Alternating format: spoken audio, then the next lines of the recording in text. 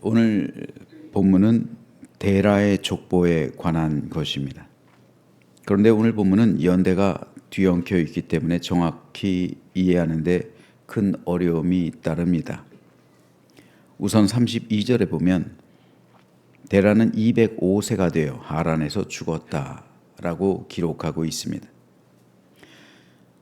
예배 12장 4절에 보면 아브라함이 하란을 떠날 때에 75세였더라 라고 기록하고 있습니다. 이를 토대로 계산해 보면 아브라함은 데라가 130세 낳은 아들이 됩니다.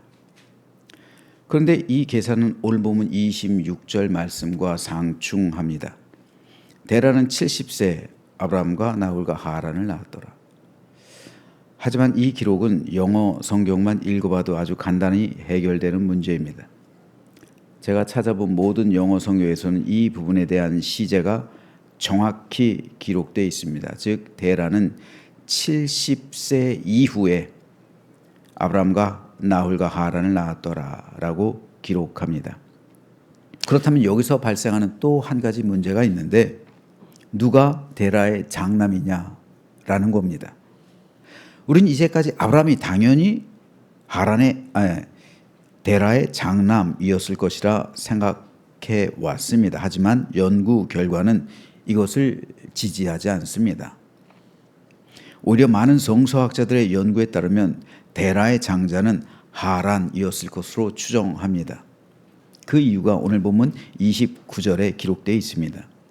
아브람과 나홀이 장가 들었으니 아브람의 아내 이름은 사레며 나홀의 아내의 이름은 밀가니 하란의 딸이요 하란은 밀가의 아버지며 또 이스가의 아버지더라. 나홀이 하란의 딸과 결혼했다는 것은 분명 하란의 나이가 나홀보다 위였다는 것을 말해줍니다. 사실 오늘 본문의 주인공은 하란입니다. 거의 모든 절이 다 하란과 관련되어 있습니다. 27절에서 데라는 아브람과 나홀과 하란을 낳았고 하란은 롯을 낳았다고 기록합니다. 이때 이미 하란은 롯이라는 자녀가 있었습니다. 그리고 28절에서 하란은 그 아비 데라보다 먼저 고향 갈대아인의 우르에서 죽었다고 기록합니다.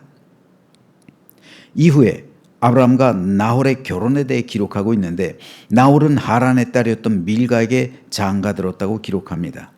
또 오늘 보면 29절에는 이스가란 딸의 이름이 언급되는데 이스가란 이름은 성경에 여기 말고는 다신 언급되지 않습니다. 이에 대해서 사도 바울과 동시대 사람이었던 유대인 역사가 요세푸스는 유대 고대사란 책에서 흥미로운 기록을 남기는데 이스가가 바로 아브라함의 아내 사레였다는 겁니다. 그뿐 아니라 요세푸스는 아브라함이 조카였던 롯을 자신의 양자로 삼았다고 기록합니다.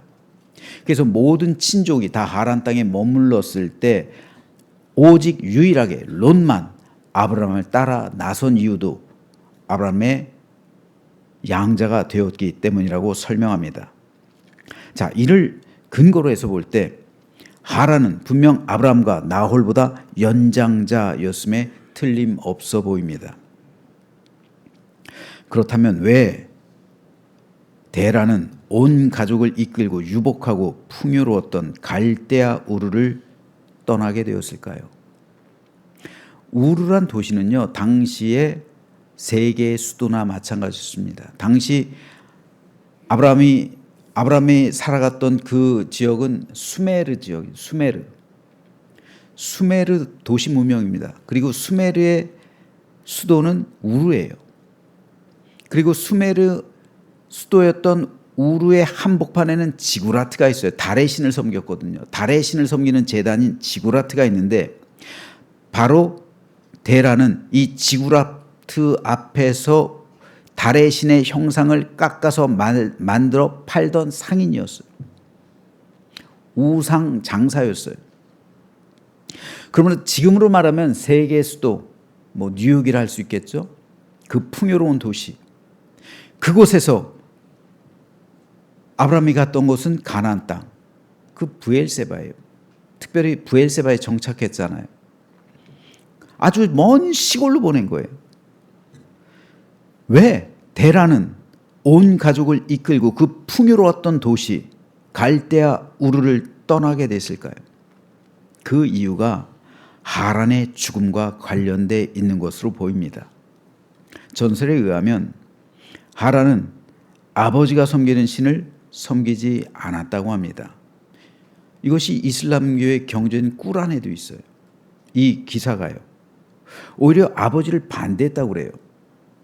하란은 오히려 하나님을 믿었다고 해요.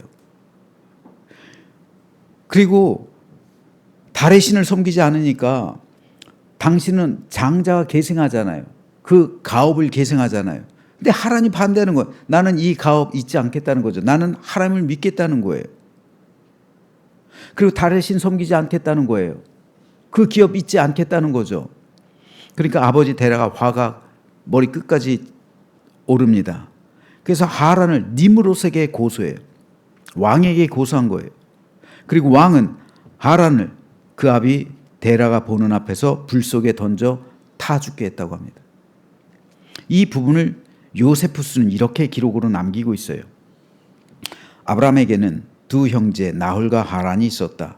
하란은 아들 롯과 두 딸 사레와 밀가를 남기고, 그러니까 요세푸스는 사레가 하란의 딸이었다고 기록하는 거예요. 우루라고 부르는 갈대아 도시에서 세상을 떠났다. 지금도 그의 기념비가 남아있다. 요세푸스 당시까지만 해도 그 기념비가 하란의 기념비가 남아 있었다는 거예요. 이들은 조카들과 결혼했다. 나홀은 밀가와 결혼했고 아브라함은 사라와 결혼했다. 갈대아를 미워하는 데라는 하란의 죽음을 슬퍼한 나머지 식구들을 거느리고 메소포타미아의 하란으로 옮겼다. 그리고 그곳에서 205세의 나이로 세상을 떠났다. 물론 요세푸스의 기록이긴 하지만 사도 바울과 동시대를 살았던 당대 최고의 역사학자 요세푸스의 기록이니만큼 이 기록은 절대로 무시할 수만은 없습니다.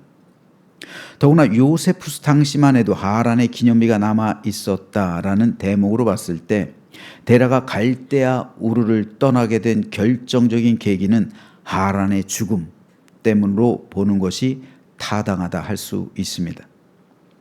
오늘 보면 28절에도요. 하란은 그 아비 데라보다 먼저 고향 갈대아 이내의 우르에서 죽었더라고 기록하고 있는데 언어학자들은 데라보다 먼저라는 이 말을 데라의 면전에서라고 해석할 수 있다고 합니다. 따라서 하란의 죽음은 데라의 이동에 큰 영향을 끼친 것이 분명해 보입니다. 이 과정 속에서 아브라함은 데라에게 가나안으로 가자고 설득한 것으로 보입니다. 하란이 믿던 하나님, 장남이 믿던 하나님, 그 하나님을 아브라함도 받아들인 거예요. 그리고 하나님께서는 아브라함에게 계시를 하셨고 내가 너에게 지시할 땅으로 가라 말씀하셨고 그 과정 가운데 아버지 하나님께서 내게 나타나셔서 가나안으로 가랍니다. 그러니 우리 가나안으로 갑시다 라고 설득했고 이 말을 들은 데라는 그 과정 가운데 가나안으로 출발했던 것으로 보입니다. 하지만 결국 데라는 가나안으로 가지 않고 중간에 하란이란 땅에 정착했습니다. 그리고 그곳에서 죽었습니다. 왜 데라는 가나안 땅으로 가다가 하란에서 정착하게 되었을까요? 바로 이 지점이 오늘 우리가 데라를 만나는 지점입니다. 애초에 데라는 아브라함의 말을 듣고서 가나안 땅을 향해 출발했습니다. 하지만 가나안으로 가다가 데라의 마음이 조금씩 바뀌어 갔습니다. 먼저 데라에겐 생계가 걱정이었습니다. 뭘 해먹고 살까요? 그 풍요로웠던 우루. 여러분 당시 세계 수도 한복판에 있었던 상인이에요. 아주 잘 살던 풍요롭게 살던 사람이에요. 온 가족을 이제 책임져야만 했습니다. 이것이 데라에게 주어진 어떠한 가장으로서의 짐이죠. 데라는 우상 상인이었어요. 하지만 가나안에서 아브라함의 직업은 목축이에요. 직업이 바뀌는 거예요. 당시에 직업을 바꾼다는 것은 지금처럼 쉬운 일이 결코 아니었습니다. 데라는 우상을 새기는 장인으로서의 기술, 그리고 상인으로서의 영업 능력이 있었습니다. 하지만 가나안은 큰 도시도 아니에요. 가나안으로 들어갔다간 아브라함처럼 목축을 하게 돼요. 상인에서 목축으로 아브라함은 직업이 바뀐 거예요. 완전히 큰 번화한 도시 문명에서 가나안이라는 아주 시골, 광야, 이 광야에서 상인에서 목축으로 직업이 바뀐 거예요. 아브라함의 모든 것이 바뀐 거예요. 하나님의 부르심은 이 모든 것을 바꾸는 그런 부르심이에요.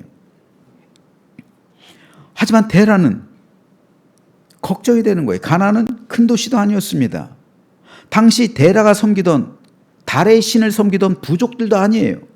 혈통도 다르고요, 믿음도 다르고요, 섬기던 신도 달랐습니다. 하지만 하란은 그렇지 않았어요. 하란은 데라가 정착하기에 최적의 조건을 제공했습니다. 그 이유가 있어요. 사진을 하나 보시죠. 이 사진이 바로 지구라트예요. 달의 신을 섬기던, 이게 신전이에요. 저 꼭대기에서 달의 신을 위한 제단이 있었고 저기에서 제사를 드렸던 곳이에요. 이게 신전입니다. 지구라트는 수메르인들이 그들의 신이었던 달신을 섬기던 제단이었어요. 지구라트는 수메르 제국의 수도였던 우르에 있었어요. 데라는 바로 이곳에서, 그러니까 저 앞에서 달의 신을 만들어서 팔던, 그러니까 이 우르라는 도시의 한 복판에서 저 달신을 만들어 팔던 상인이에요. 지금도 그렇지만 도시 문명의 한복판에서 얼마나 풍요로운 삶을 살았을까요? 우르는 수메르 제국의 제1의 도시예요. 수도예요. 그렇다면 수메르 제국의 제2의 도시가 어디일까요? 바로 하란이에요. 그래서 지구라트는 수메르 제국에서 두 군데가 있었어요. 하나는 우르, 또 다른 곳이 바로 이곳 하란입니다. 하란. 데라는 이에 따라 안정된 수입이 보장되는 우상을 만들어 파는 직업을 계속할 수 있었던 거예요. 갈대아 우르에서 하란으로 장소만 바뀌었을 뿐 데라의 본질은 변한 게 없었어요. 계속해서 데라는 여기서 우상을 만들어 파는 직업을 계속했습니다. 바로 이 지점에서 우리가 만나는 사람이 데라와 같은 사람이에요.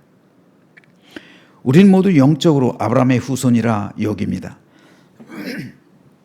그러나 우리가 진정 아브라함의 후손이라면 우리 역시 아브라함처럼 내 옛 풍습, 내 모든 삶의 세계에서 벗어나 새롭게 된 하나님의 약속이 흐르는 가나안으로 들어가야 합니다.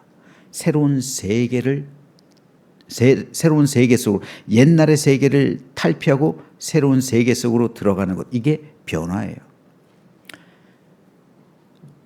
알이라는 이 세계, 데미안에서 말하는 것, 헤르만 헤세가 데미안에서 말하는 것처럼 알은 하나의 세계죠. 그 세계를 깨고 나와야 새로운 세계로 나가는 거예요. 알이라는 세계는 풍족해요. 포근합니다. 근데 그 껍질, 이 알이라는 껍질, 그 하나의 세계를 깨고서 밖으로 나오면 그게 바로 부화예요. 부화. 새로운 생명이에요. 새로운 삶이에요. 가나안 땅이 바로 그런 곳이란 말이에요. 하지만 하란은 우르에서 하란으로 장소만 바뀌었지 지구라트는 똑같아요. 똑같이 우상을 만들어 파는 거예요. 장소만 바뀌었을 뿐이에요. 안타깝게도 갈대아 우르, 옛 세상을 떠나긴 했지만 아직까지 현실은 하란 땅에 머무르고 있는 성도들이 오늘 우리 가운데서도 있을 수 있어요. 예수님을 믿기 때문에 우리가 교회에 나오긴 나왔는데 삶은 변한 게 없어요. 똑같아요. 이전이나 지금이나 다른 게 없어요. 술 마시는 사람 계속 술 마시고, 담배 피는 사람 계속 담배 피고, 노름하는 사람 계속 노름하고, 카지노 가는 사람 계속 카지노 가고, 옛날이나 지금이나 다른 게 없어요. 단지 교회만 나올 뿐이에요. 요것만 달라졌어요. 이거는 가나안 땅이 아니에요. 하란입니다. 교회를 다니고 있는데, 그래서 데라가 갈대아 우르를 출발하긴 했는데, 그래서 하나님을 믿는 믿음을 가지고 가나안 땅으로 가긴 가는데 하란에 정착할 수 있단 말이에요. 따라서 우리는 내가 하나님을 믿기 위해 과연 나는 옛 생활에서 완전히 떠났는지를, 내가 있는 곳이 가나안인지 하란인지 살펴보아야 합니다. 갈대아 우르에서 가나안으로의 전환, 상업에서 목축으로의 전환, 달의 신에서 여호와 하나님을 믿는 믿음으로의 전환, 이러한 전환이 본질적인 변화됨입니다. 문제는 이 변화됨이 오늘 우리에게도 있느냐는 겁니다. 예수님을 믿기 위해 변화된 나의 모습과 나의 삶의 현실이 오늘 우리에게 있느냐는 거예요. 이런 전환과 변화됨이 없다면, 이 아래 세계를 깨고서 밖으로 나온 경험이 없다면 어쩌면 우리 믿음은 데라처럼 갈대아 우르에서 하란으로 장소만 바뀌었을 뿐 본질은 변하지 않은 것일 수도 있습니다. 예수를 믿는다는 것은 나의 본질이 변화됐다는, 그래서 내가 새로운 삶이 되었다는 것, 새 생명 속으로 들어가게 되었다는 것을 의미합니다. 갈대아 우르에서 하란으로 간 게 중요한 것이 아니라 우상을 버렸느냐 버리지 않았느냐, 이게 중요한 거예요. 하나님께서 왜 아브라함에게 가나안 땅으로 들어가라 말씀하실까요? 여러분, 아브라함이 정착했던 부엘세바라는 도시는요, 사람이 살아가고 있는 극한의 조건 가운데 있었고 사람이 살 수 있는 그 접점이 되는 지역이에요. 여러분, 사람이 생존하기 위해선 필요한 것 중에 하나가 물이잖아요. 그 물이 충족되기 위해선 적어도 200mm의 강우량이 있어야 된대요. 비가 1년에 200mm는 내려야 돼. 이게 최저의 생존 조건이에요. 200mm. 우리나라는 1300mm잖아요. 200mm. 근데 부엘세바가 딱 200mm예요. 그러니까 여러분, 지도를 보면 부엘세바 남쪽부터는 광야의 사막이에요. 거긴 사람이 살 곳이 아니에요. 부엘세바가, 그러니까 이스라엘 사람이 사는 문명, 그 도시의 접점이 되는 곳이 바로 부엘세바예요. 200mm. 딱 200mm 내리는 곳. 그러니까 하나님께서는 아브라함을 극한의 도시로, 극한의 광야로 내모신 거예요. 아니, 우르라는 세계의 수도, 당시 도시 문명의 최정상에 있었던 그곳을 떠나서 가장 사람이 살 수 있는 극한의 장소, 이 부엘세바로 아브라함을 인도하신 거예요. 내가 너에게 지시하는 땅으로 가. 거기에요. 애굽도 아니에요. 애굽 아니에요. 애굽은 풍요로운 도시 아니에요. 애굽 아니다. 가나안, 그것도 부엘세바. 이삭은 부엘세바 옆에 있던 그랄, 그쪽이에요. 200mm 강수량이에요. 왜 하나님께서는 이 광야인 가나안으로, 이 부엘세바로 가라고 말씀하셨을까요? 하나님은 아무것도 없던 이 광야에서 만나는 신입니다. 세상의 풍족한 가운데 하나님을 만나는 게 아니에요. 광야처럼 아무것도 없고 아무 힘도 없고 아무런 소망이 없을 때 임하셔서 우리를 만나주시는 하나님, 그 하나님을 체험하는 것이 바로 광야입니다. 우리가 하나님을 만날 때 한번 기억해 보세요. 내게 아무 소망이 없을 때, 내가 모든 것을 잃어버렸을 때, 내 힘으로 아무것도 못하고 모든 것을 포기할 때, 내 인생의 광야에서 만나주시는 하나님, 그것이 우리 인생의 광야예요.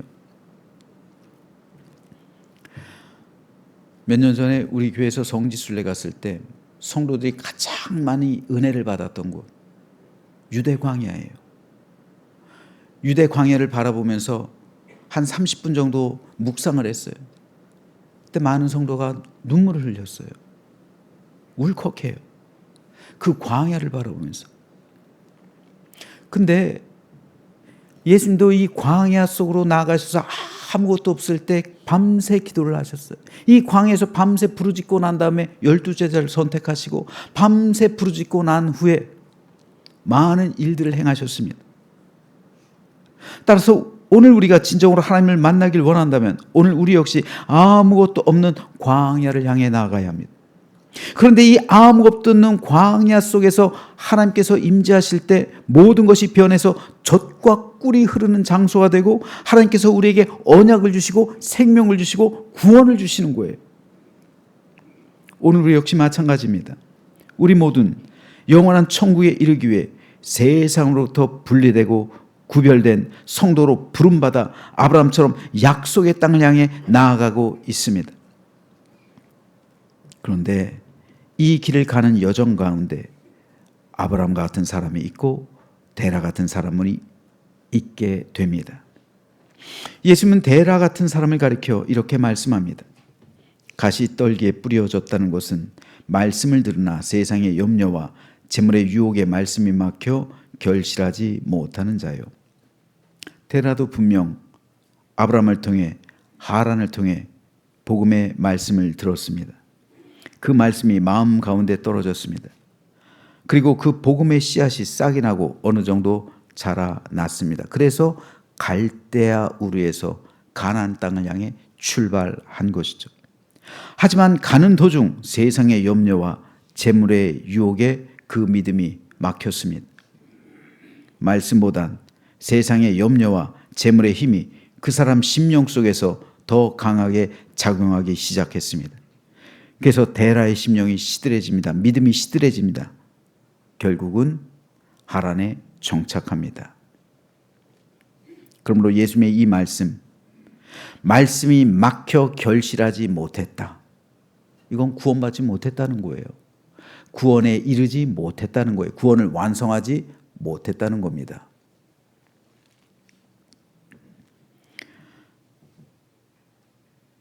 데라가 그랬습니다. 데라는 세상의 염려와 재물의 유혹에 억눌렸고 약속의 말씀은 이 강력한 세상의 염려와 재물이란 대적에게 포위되어 질식하게 되었습니다. 그 결과 가나안으로 들어가지 못하고 하란에 정착했습니다. 이것이 바로 아브라함과 데라가 다른 점이었습니다. 오늘 우리 역시 믿음의 길을 걸어가다 보면 여러 가지 세상 염려와 재물의 유혹에 직면하게 됩니다. 이 세상의 재물이 얼마나 강력한지 돈의 신 만문이잖아요. 만문.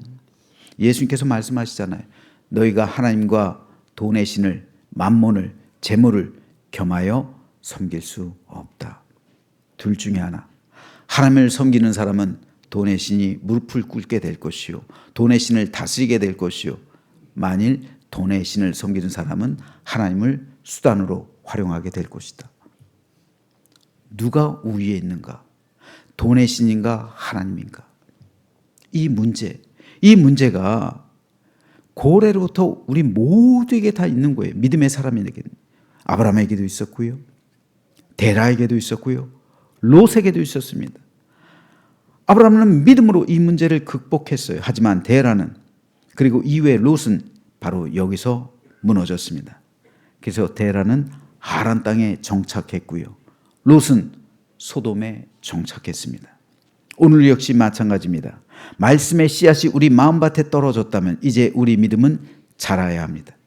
하지만 세상의 염려와 재물의 유혹, 다시 말해서 돈의 신을 섬기는 마음이 우리 믿음을 가로막습니다. 그래서 우리를 하란과 소돔 땅에 주저앉히려고 끊임없이 시도하는 거예요. 목회자가 여기서 자유로울까요? 아니요. 목사님들도 돈의 신에 무릎 꿇는 사람이 적잖아요. 바알에게 무릎 꿇는 사람이 있단 말이에요. 만문을 섬길 수 있단 말이에요. 성도들 돈으로 벌 수 있단 말이에요. 돈이 중요한 목회의 철학과 가치가 될 수 있단 말입니다. 목회의 중심에 돈이 있을 수 있단 말이에요. 성도들은 목회자보다 더 큰 유혹에 직면하고 있어요. 왜요? 성도들은 세상 한복판에서 살아가고 있잖아요. 직접 세상에 이 돈의 신과 직접 만나는 삶을 살아가고 있잖아요. 직접 돈을 만나잖아요. 돈을 벌잖아요. 그래도 목사는 월급이라고 안 하잖아요. 사렙이라고 하잖아요. 근데 여러분 월급을 받잖아요. 직접 돈을 벌잖아요. 이게 쉬운 일입니까? 이 유혹이 쉽습니까? 하나님을 온전하게 섬기기가 쉽습니까? 결코 쉽지 않아요.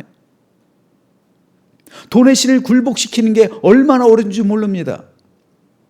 하나님을 제외하고 우리 가족을 제외하고 세상에서 돈보다 더 중요한 게 어디 있습니까? 그러니까 예수님께서도 하나님과 재물을 겸하여 섬길 수 없다라고 그 정도까지 말씀하시는 하나님의 위치에 돈의 신이 있는 겁니다.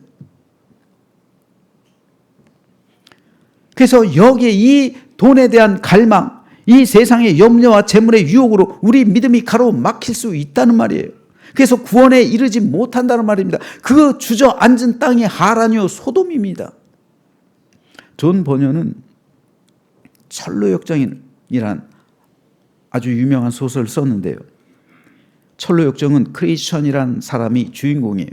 이 크리스천이란 사람이 천국을 향해 가는 여정을 그렸습니다. 그래서 구원받는 게 이렇게 쉽지 않다. 이 과정을 보여주고 있어요.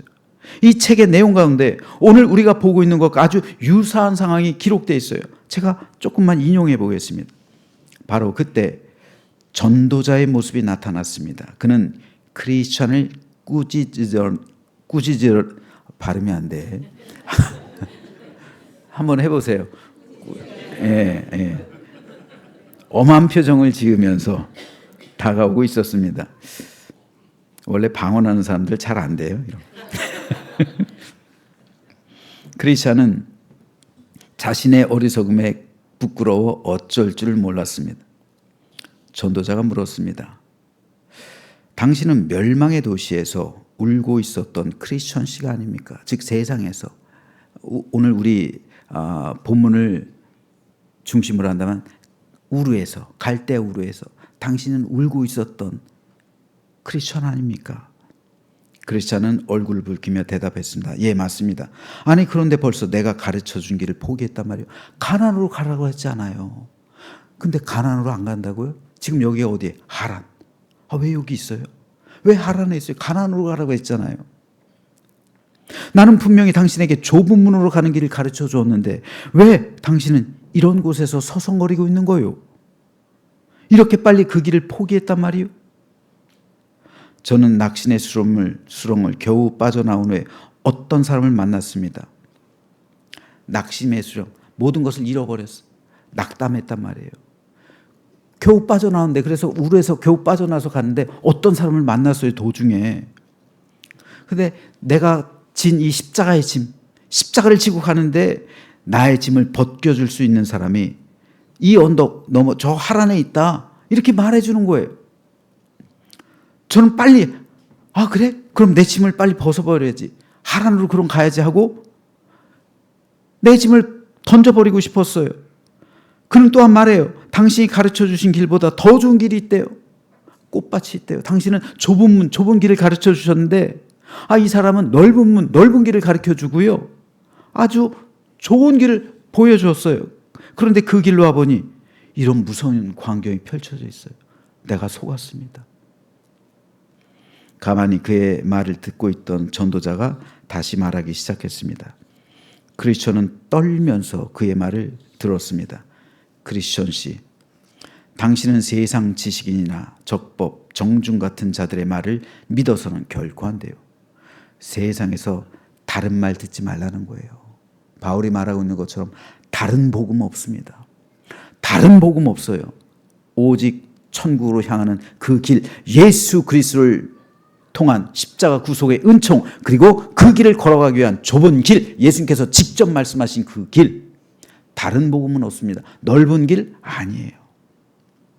그들의 말은 모두 하나님의 말씀과 반대되는 것입니다. 그들에겐 당신의 짐을 벗겨줄 만한 능력이 없어요.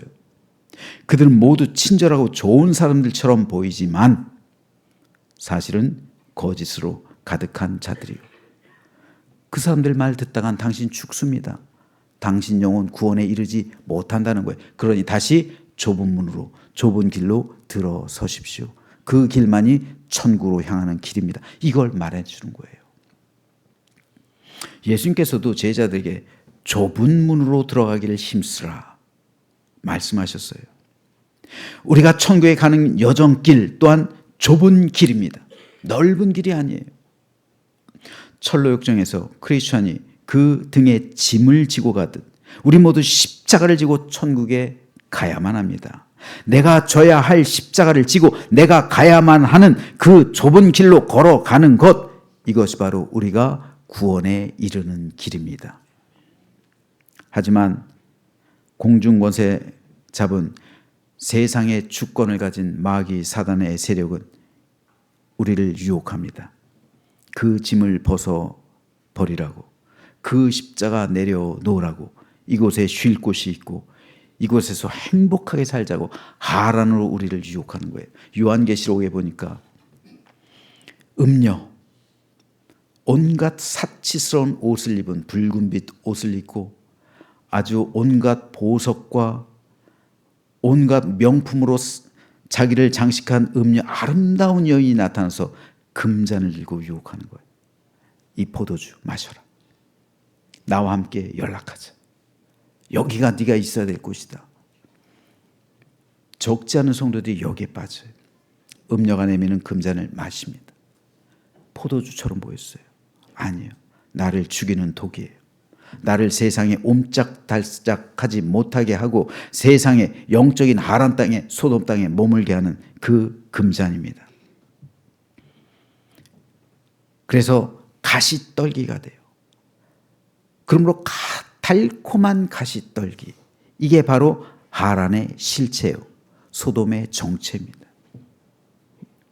많은 성도가 바로 그 금잔을 마시고 믿음이 가로막혀요. 가시떨기, 세상의 염려, 세상의 유혹, 그리고 재물의 유혹, 음녀가 내미는 그 사치스러운 허황된 마음,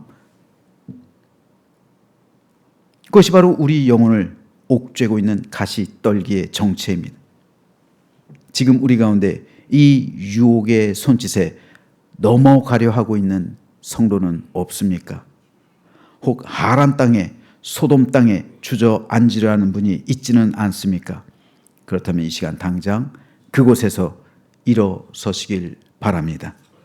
철로 역정에 나오는 크리스찬처럼 잘못된 길에서 돌이켜 다시 자기 십자가 지고 좁은 길을 향해 나아가시길 바랍니다. 그것만이 우리 영혼이 사는 길이고 우리 생명이 구원에 이르는 유일한 길이 됩니다. 그러므로 오늘 이 시간 하나님의 자비하심과 은총이 오늘 우리 모두에게 임하게 되길 주님의 이름으로 축복합니다. 그래서 천국까지 가는 우리 여정길 위에 성령께서 늘 우리와 동행하시고 함께 하셔서 우리를 지켜주시고 돌봐주셔서 우리 영혼이 안전히 천국에 이르게 하시고 우리 모두 우리의 구원을 완성하고 영원한 천국에서 우리 모두 만나 뵙게 되기를 주님의 이름으로 축원합니다.